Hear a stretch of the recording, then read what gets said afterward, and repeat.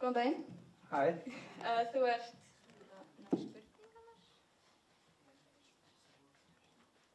Já,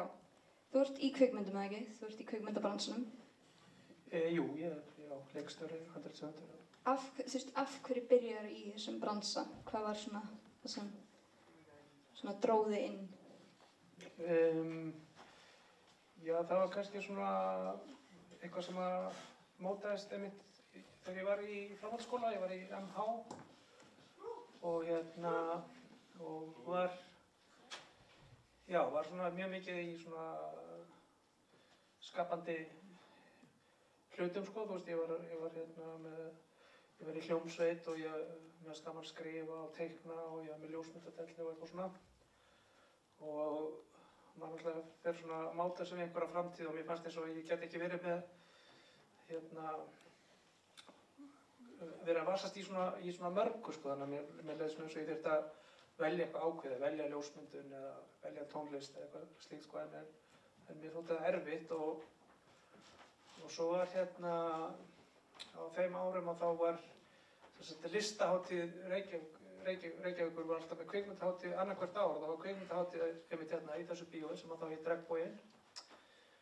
og ég fór að sækja þessa hátíð og einhvern veginn algjörlega kolfjall fyrir miðlunum. Þannig sá ég í fyrsta skipti myndir eftir leikstjóra á borð við Jim Jarmusch og Aki Kaurismäki og Wim Wenders og ég fattaði, sko, að með því að gerast leikstjóri að þá í rauninni get ég frestað dálítið þessu vali að velja eitthvað eitt ákveðið því að í kvikmyndagerð þá maður að vasast í öllu því sem ég hef áhuga á, þannig að þetta var svona eins og regli fyrir öll mín áhugamál og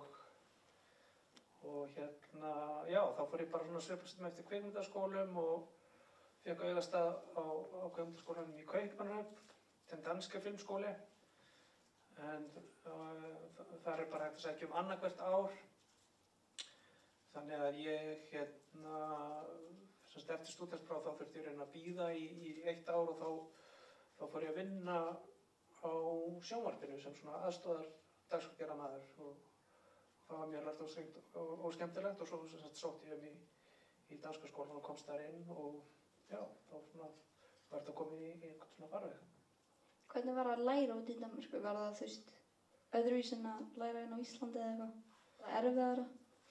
Ég náttúrulega hef ekki samanburð, ég hef bara farið prófað þennan einar skóla en mér fannst það algjörlega frábær að hann er svona, þú veist, hann er ekki stór en það eru teknir 6 leikstjórar annað hvert ár og svo skólinn byggður upp þannig að það eru sko, hvað er það, 5 línur, það er leikstjóralína og það eru kvikmyndataka, það eru framleiðendur, klipparar, hljóð og svo nýlega bættist handrit við það, þetta eru 6 brautir og svo byggist námið rosalega mikið upp á samvinnu, maður er endalaust að búa til stuttmyndir og verkefni og þá tekið einn nemandi úr hverri braut og þá var maður komið með tökulið og já, þetta er bara, mér finnst þetta algjörlega frábært nám, sko, og maður er í einhverju svona bublu bara að búa til myndir með fólki á sínum aldri og vinum sínum og einn á milli einhver kennsla og kvikmyndasaga og já, mér finnst það bara algjörlega frábær skóli, sko. Já, en fyrsta myndið þín, Nói Albinói, hvernig var að gera hana á hugmyndavinnuna og taka hana upp og allt? Já, þessi karakter eða persóna Nói Albinói, það má eiginlega segja að hún hefði orðið til, sko, áður en að ég vissi að ég myndi leggja fyrir mig kvikmyndagerð, sko. Ég var með svona þennan táning svona á hliðarlínunni og var svona að safna hugmyndum í kringum þennan karakter og vissi ekki alveg hvað ég ætlaði að gera við þetta, sko. Tímabili hélt ég kannski ég myndi gera myndasögu eða eitthvað slíkt, sko, en svo ég var búið með skólann og þá svona áttaði ég á mig að ég átti orðið talsvert safn af svona einhverjum situasjónum tengdum þessum karakter og þá bara settist ég niður og fór að púsla þessu saman í sögu og já, gerði handrit og sótti í kvikmyndasjóð og fekk í fyrstu umferð fekk ég sem sagt var ég hafnað, en svo í annað skiptið þá sem sagt fengum við smá pening, ekki fullan styrk en einhvern pening og já, bara svona gildum á þetta. Já, það nú?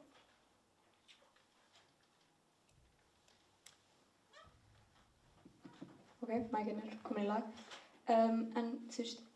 hugmyndavinnan bak við alla myndina eða þú veist, hvaðan færðu þú veist hugmyndina þegar þú ert að gera myndir? Þú veist, það eitthvað ferli eða kemur eitthvað til þín eða sérðu eitthvað sem bara minnið á eitthvað og þér langar að gera mynd? Já, það svona, það eiginlega sjaldnast þannig að ég fá hugmynd að sögu.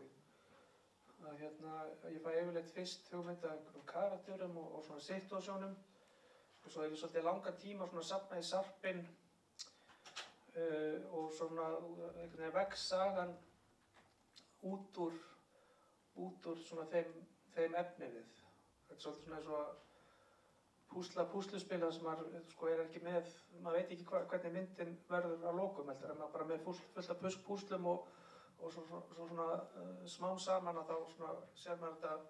framkallast og maður áttar sig á hvað þetta er, en það er svona mjög seinlegt ferli sko, þannig að ég hef svona verið að reyna að svona negla niður söguna kannski aðeins fyrr þannig að maður getur unnið svona markvissara, en mér finnst það erfitt sko, mér finnst svona fyrir mér að það sem er mest heillandi það er karakterinn í situasjóninni og kannski söguþráðurinn að plottið, þú veist, það er svolítið svona eins og járnbrautarteina, það er járnbrautarteinandi sjálfur er ekkert endilega skemmtilegir heldur, er að vera hvernig lestin er og útsýnið sko, eins og það var við mér. En kannski Fúsi mynd sem ég gerði síðast á Íslandi 2015, það er einu skiptið sem ég bara fekk svona hugmynda eiginlega heilleri sögu bara á einu bretti sko, það verður eiginlega ekki komið fyrir maður. Já. Ertu með eitthvað, þú veist, tips fyrir fólk sem er nýbyrjað í kvikmyndabransanum eins og fyrir krakkan sem eru hér? Já, það er alltaf svolítið erfitt að gefa einhver svona almenn ráð sko, af því að það er svolítið, það er einhver að finna sína leið og maður þarf alltaf bara að reyna að vera trúr sjálfum sér og sinni sín, af því að það er eiginlega eina sem að þú hefur sem að engin annar hefur, að það er þín sín, hún er ekki endilega betri eða verri en sín næstamanns, en það er eitthvað sem að allavega óumdeilanlega er þitt og svo er það náttúrulega bara svona eitthvað svona sambland af hæfileikum og þrautsegju og heppni að koma sér áfram og kannski kvikmyndagerð er einmitt svona þolinmæði og þrautsegja þetta alltaf mikilvæga, því að það er mjög oft sem að þarf að bíða lengi, þú veist, jafnvel þótt að maður sé tilbúin með handrit, búin að gera handrit, þá þarf maður oft að bíða í 9 mánuði, 1 ár og oft lengur eftir sko fjármagni, þannig að það er svona, já, maður þarf að brenna fyrir sömu hugmyndinni svolítið langa tíma, þetta getur alveg verið nokkur ára pakki hver kvikmynd.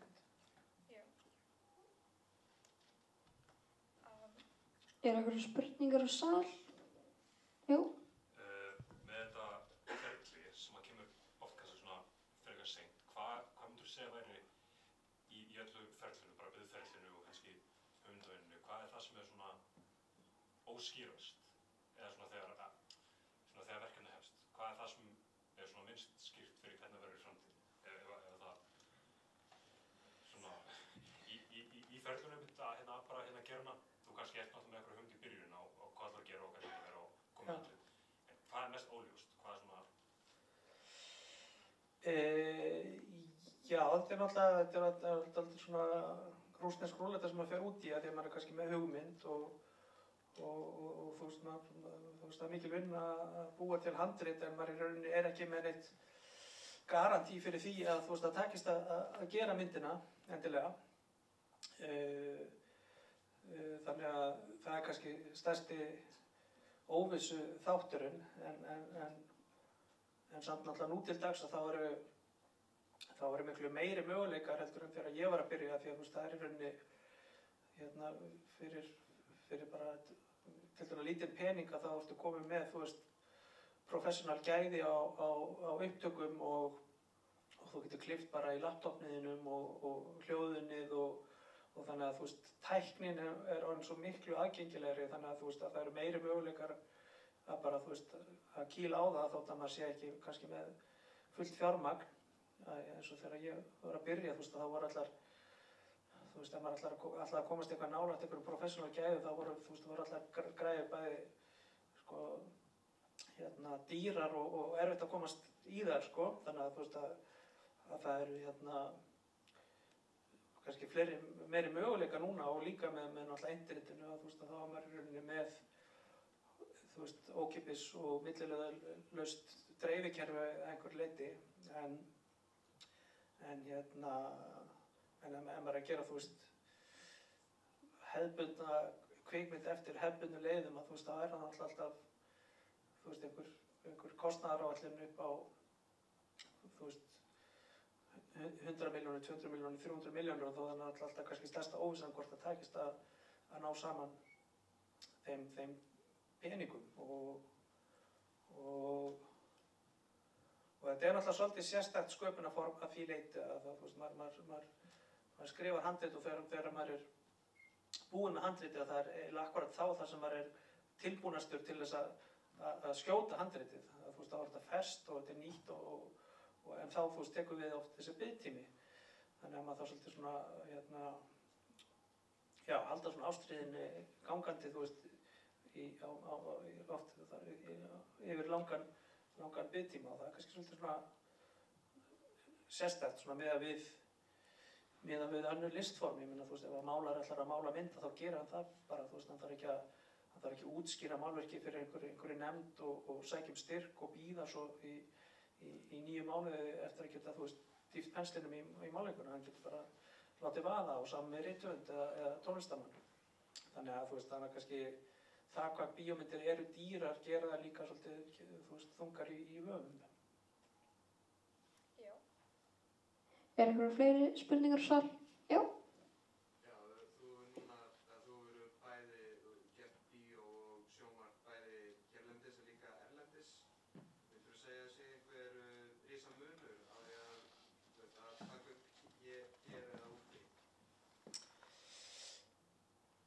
Já, sko, ég hef unnið mest í Íslandi og í Danmörku, aðeins í Ameríku og svo gerði ég eina seríu í Noregi. Og sko,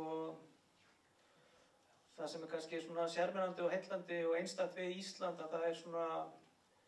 það er einhver svona rock and roll ástríða og fólk er tilbúið að kýla á hlutina og láta hlutina ganga og redda og það er svona einhver svona sköpunarlega séð einhver svona frumkraftur í gangi sem er kannski minna til staðar eins og í Danmörku þar sem að einhvern veginn kerfið er orðið rótgrónara og fólk er svona uppteknara að bara, þú veist, í hvort að kaffið komi á réttum tíma og þar fram til götunum en kosturinn er, þú veist, til dæmis eins og allt svona stéttabarátta og réttindi eru komin á allt annað plan þar, þannig að þú veist, eins og í Danmörku og Noregi, löndunum í kringum okkur þá þú veist, stenst allt og ef maður á rétt á einhverju þú veist, þá fær maður það og það er ekki, Íslandi er kannski ekki alveg komið á þann stað, þannig að maður getur stundum svona óska sér að vera einhvers staðar þarna mitt á milli, sko, vera með þetta svona rock and roll punk anda og hlutinni séu líka í lagi, en náttúrulega Ísland er að þróast mjög hratt og náttúrulega framleiðsla hér hefur aukist rosalega mikið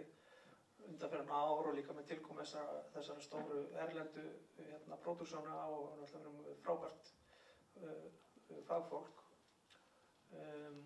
Þannig já, ég finn alveg mun, sko. Einhverjar fleiri spurningar í sal frá einhverjum? Já, ég meina þú stúderaði í den danske filmskóla. Þú var kannski að leita merkilegum kvikmyndaskólum bara í heiminum held ég. Og svo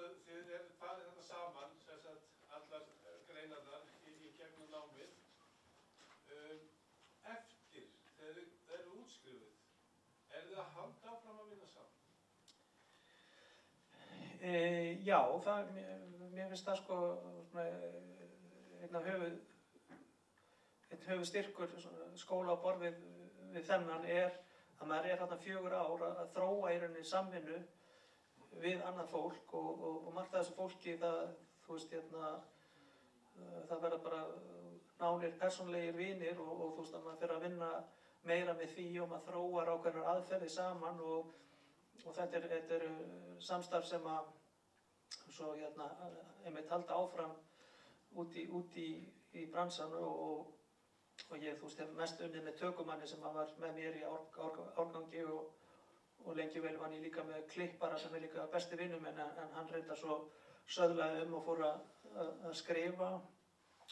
og líka leikstýra, hætti að klippa. Þannig að já, það er mjög algengt að það verða til ákveðnar svona konstellasjónir sem að halda sér og sama til dæmis eins og Hlynur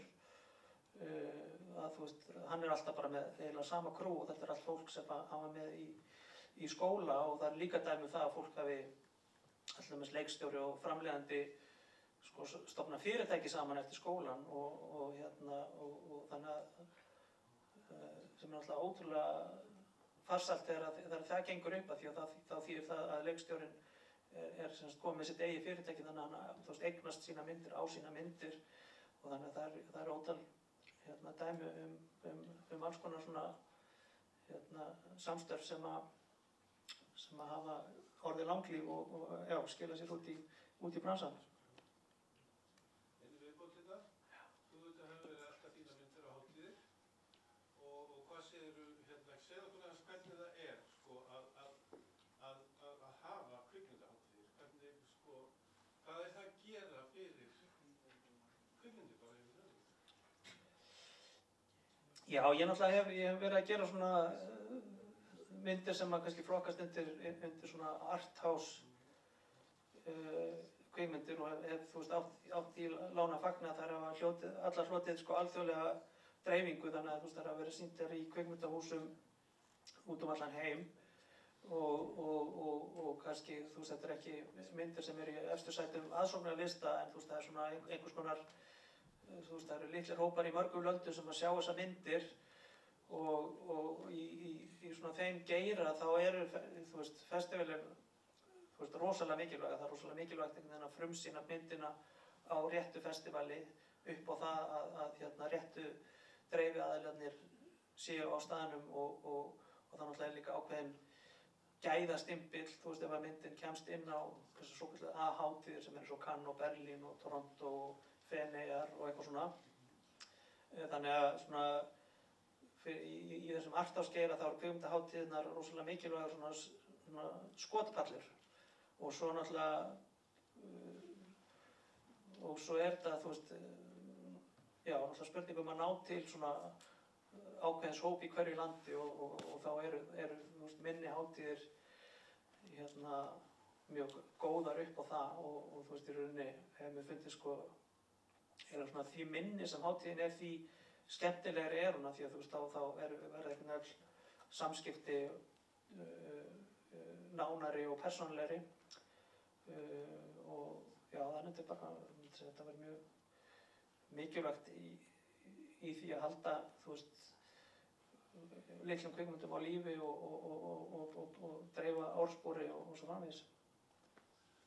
Einu viðbót kannski varðandi það hátíðir og það er kannski ekki að þú sé leikstjóri kannski ekki beint svara því en þess að á hátíðum þá fer líka fjármögnun á næstu verkefnum fram og það er nú meira framleiðandans að sinna því. Er það á þessum hátíðum sem það er okkur utan að hátíðina?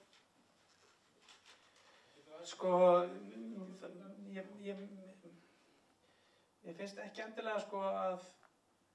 að sjálf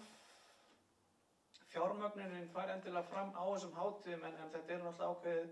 tækifæri til þess að búa til tengslanet og hitta fólk sem að svo síðar kannski setur sér í samband við þegar maður er með verkefni en svo reyndar er algengt og hefur farist í aukana að festival séu með markaði og oft svona einhvers konar vinnustofur þar sem eru þú verkefni í þróun frá mörgum löndum hittast og fá ráðgjöf og það eru framleiðendur sem að geta kynnt sér hvað svona í pípunum. Það vissulega til staðar og hefur færst í aukana en já, eins og segir þá er það fyrst og fremst hlutverk framleiðandans að svona púsla því saman en alltaf kvikmyndahátíðir eru mjög dýrmætar upp á það að búa sér til tengslaneta því að líka oft á tíðum þá er þetta á hverju ári, þú veist, það er ákveðin svona pottur af myndum sem að, þú veist, kannski ferðast á sömu hátíðarnar, þannig að maður er líka alltaf mikið að heita sömu leikstjórna, sömu framleiðendurna og sama fólki, þú veist, á mörgum hátíðum og þá náttúrulega þróast kynnin og svo framvegis. Já, það er. Talum bara um litlar hátíð. Hvað hafa verið svona skemmtilegustu kvikmyndahátíðirnar?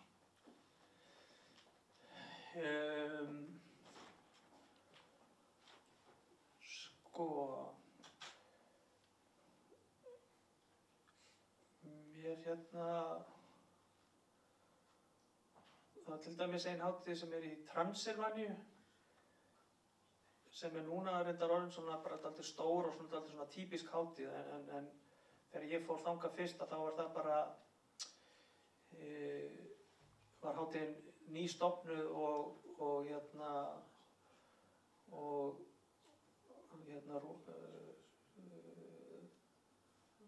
Rúmenía á þeim tímapunkti var sko, það var ekki það langt liðið frá hruninu að þú veist þetta var, maður fekk svona innsýn í bara Austur-Evrópu eins og var í kringum, þú veist, kommunisman og það var allt rosalega niðurníðslu og engi veitingastæðir, einhver svona mötuneyti bara með neonljósum og einhverjum kássum í pottum og allt er rosalega ódýrt og niðurdrabbað en alveg einstakur svona andi í þessari hátíð og það var rosalega skemmtilegt að taka þátt í og svo hef ég farið þangað nokkru sinnum og svo núna síðast var bara fyrir einhverjum 4-5 árum og þá var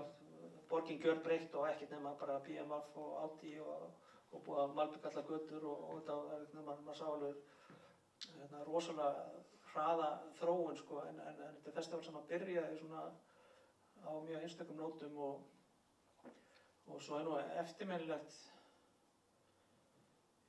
festival sem ég fór í Alberta í Kanada og það byrjaði þannig að það er einhver svona fríhelgi hann í Kanada og það var einhver bændur sem voru með bóndabæ og byrjuðu bara að sýna myndir í kjallaranum heima hjá sér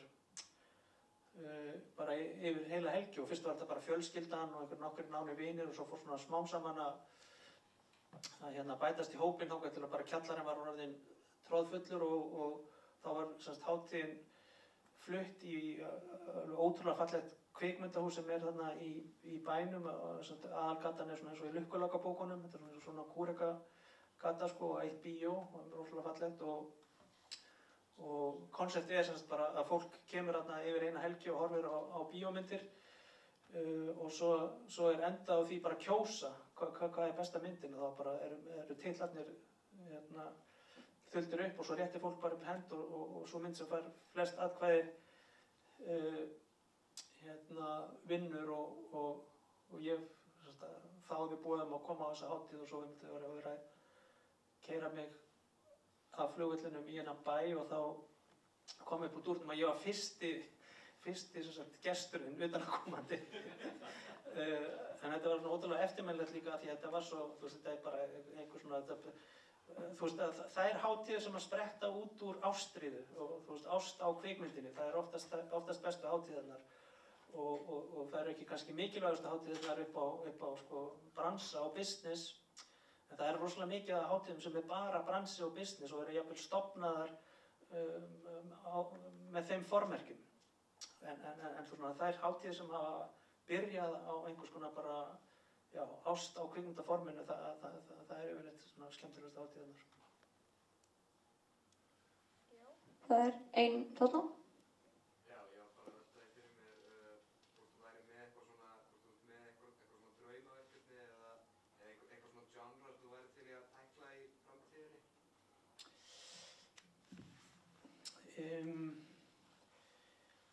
Ekki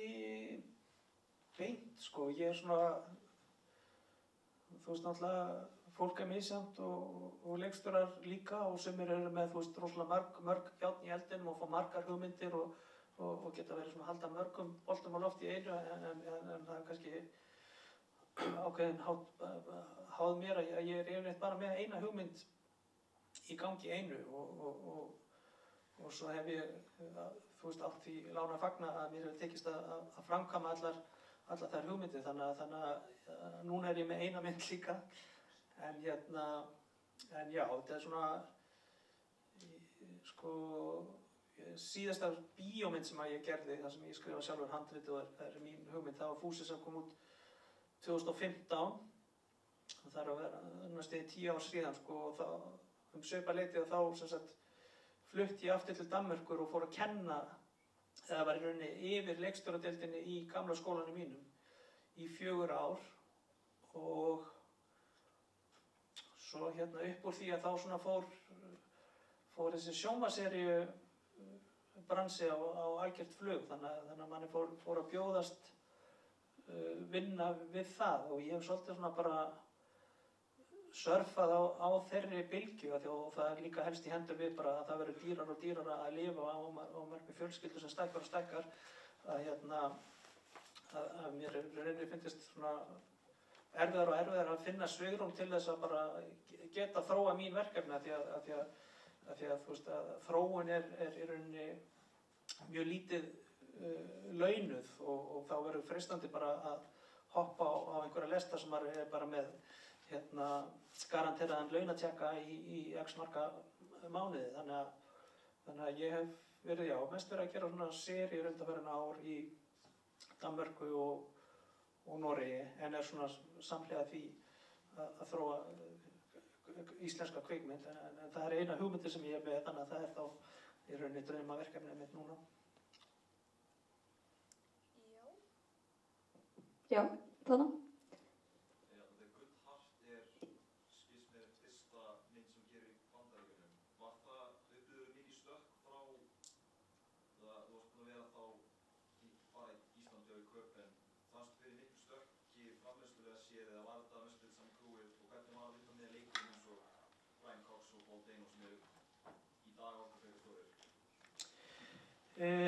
Já, vissulega, maður svona, var náttúrulega blautur á bak við eyrun og kannski svolítið lengi átt að sjá því að í Ameríku gilda allt aðrar leikreglur heldur en í þeim heimi sem maður þekkir að maður er, þú veist að maður er vanið því að geta bara tala við fólk eða leikara og spurt, þú veist, viltu vera með í myndinni minni og ef leikarinn segir já, þá gengur maður út frá því að það þýðir já. En í Ameríku þá þýðir sko þá þarf maður að tala við, þú veist, umboðsmenn og managera og ef að leikari segir já, þá þýðir að í rauninni, þú veist, ef það kemur upp svo staða að ég hafi nákvæmlega ekkert betra að gera heldur en þessa mynd, þá mun ég kannski íhuga það og við lendum svolítið í þessu sko, ég var með ákveðin svona draumanöfn og meðal annars Ryan Gosling sem var nú þá að hefja svona sinn stjörnuferil var orðin stórt nafn en ekki eins stórt og núna sko og hann til dæmis sagði já og svo bara gekk maður út frá því að það var niðurnelt og svo fyrir maður að reyna að negla hann niður í tíma og rúmi og þá er alltaf sko færast umboðsmennirnir alltaf undan og maður hugsa, já, bara þetta er það mikilvægt, þau erum tilbúin að bíða í 3 mánuði og þannig til dæmis var ég bara í biðstöðu í 4 ár. Þangað til á endanum að við bara, þú veist, þurftum að gera upp við okkur hvort við ætlum bara að vera í þessari biðstöðu bara árum saman eða hvort við ætlum að kýla á þessa mynd og líka ákveði fjármagn sem er bundið við það að maður gerir myndina innan tímaramma. Þannig að við svona söðlum og fengum Paul Dano og Brian Cox og myndin gerist í New York en þetta er í rauninni sko evrópsk framleiðsla og myndin gerist að miklu leyti inn á bara einum bar og það er bar sem við byggðum bara hérna í vöruskemmu í Vesturbænum og tókum já kannski af af 45 tökudögum þá voru 30 á Íslandi og líka nokkra spítalasinnur og þá notuðu við bara herspítalan á Keflavík en svo vorum við 2 vikur semst í New York og það er náttúrulega bara allt öðruvísi heldur en að vinna í Skandinavíu. Það eru krúin svo rosalega stór, það er bara 100 og eitthvað manns og bara 7 löggur og einhverju mafíu bílstjórar og já, það er svona það sem maður virkilega finna fyrir því að fólk er bara í vinnunni, jafnvel sko fólk sem maður lítur á sem nána samstarfsmenn í Skandinavíu, Íslandi og Danmörku og þá kannski fólk sem svona valla heilsæði á morgnana, þannig að maður fann alveg að maður gat ekki fengið sko orkuna úr tökuliðinu, maður þurfti að búa hana til, bara með sínum innsta kjarna, þannig að já, það var vissulega frábærið en það voru samt bara 2 vikur af 15 dagar af 45 sem við vorum actually í Bandaríkjunum. Já, mér sýnist að við sem búin með tíman.